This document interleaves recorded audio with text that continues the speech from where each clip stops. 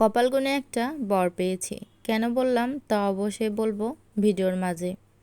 So hello everyone, আসসালামু আলাইকুম। কেমন আছেন সবাই? আজকের ব্লগটা সকালের ঘুম থেকে উঠেই ফ্রেশ হয়ে চলে এসেছি রান্না করতে।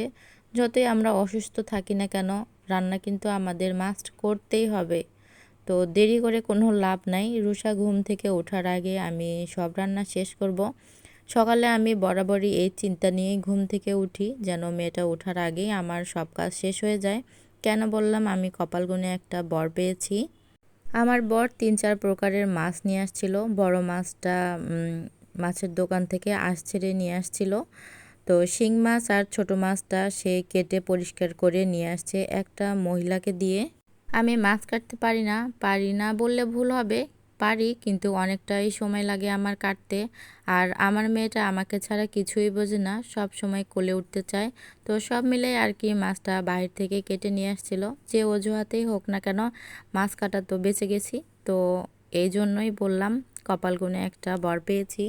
মাছ কাটা যে কী পরিমাণে একটা বিরক্ত কাজ আমরা গৃহিণীরা তারাই শুধু জানে। কেন যেন মাছ কাটতে আমার ভালো লাগে না, খুবই বিরক্ত লাগে। আর এখানে আমি ছোট মাছ 2টা আলু দিয়ে হাতে মেখে রান্না করব। আসলে বরেরা যদি ভালো হয় সেই সংসারে হাজার কষ্ট হলেও মেনে নেওয়া যায়, কিন্তু যার জন্য ওই বাড়িতে আছেন সেই যদি ভালো না হয় তাহলে খুব কষ্টদায়ক একটা ব্যাপার।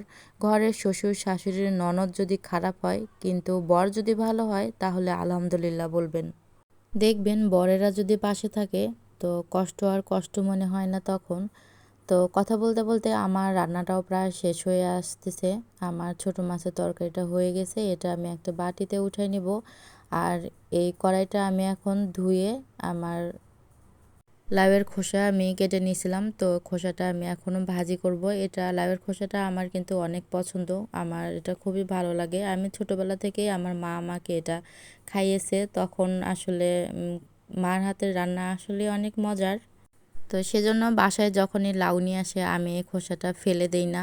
এটা আমি কেটে রান্না করি, ভাজি করি, নয়তোবা ভর্তা করি। এটা বললাম তো আমার এটা খুবই ভালো লাগে খেতে। তো ভাজিটা এখন উঠাই দিয়েছি চুলাতে, এটা এখন হালকাভাবে আমি এখন এটা নাড়াচাড়া করব। আর দেখেন আমার ভাজিটাও প্রায় হয়ে গেছে, এটা আমি এখন একটা বাটিতে উঠাই নিব। আমার এর আগে আমি মসুরের ডাল উঠাই দিয়েছিলাম একটা প্রেসারের কুকারে। তো প্রেসার কুকারের সিটিটা আমার হয়ে গেছে, ডালটাও আমি এখনও বাগার দিয়ে নেব। তো ভিডিও করতে করতে আমার পেঁয়াজটা অলরেডি পুড়ে গেছে।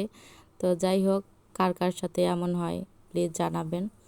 তো সবাই ভালো থাকবেন, সুস্থ থাকবেন।